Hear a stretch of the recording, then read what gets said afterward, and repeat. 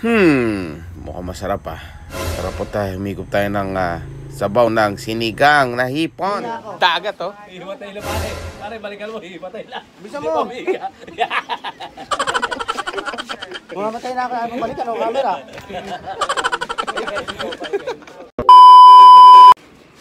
Natalisod pa ako. Sayang di nakita yung natalisod ako eh. Nadala ko pala yung Katangahan 101. Big shoutout, Team Alas TV. Ayan no. Samahan niyo po kami sa umagang kay ganda.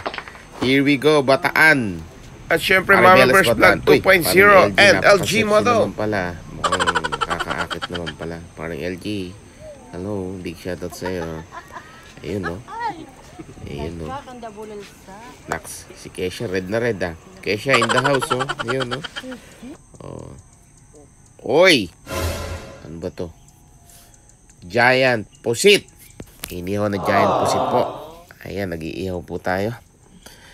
O ayan o, nilagyan ko ng palaman sa loob yan eh. Meron yata nga 1 kilong mahigit to. Ayan o. Nahulog pa ni Bibe. Wow, seafoods in the house po. Ayan o. Naihaw na po din yung yellowfin tuna. Hipon. Alabos. Ayan po yung aming sausawan. Naku po naman talaga. Jampak sa sarak po yan. Dahil ang dami pong kalamansi at toyo. Sili at sibuyas. At talaga naman pong mapapa-only rice ka pag ganito ang ginawa mong sausawan. O diba? Napakasarap po niyan. Ako po gumawa yan eh. Ayan. Ano pang hinihintay? Big shoutout na, kainan na. Ayan po mga kasi, ang bagong luto, fresh to fresh, sinigang na hipon, may labanos pa, may sausawan pa kaming napakasarap. Ayan po, big shoutout, kasama ko po. Here we go, umagang kay ganda.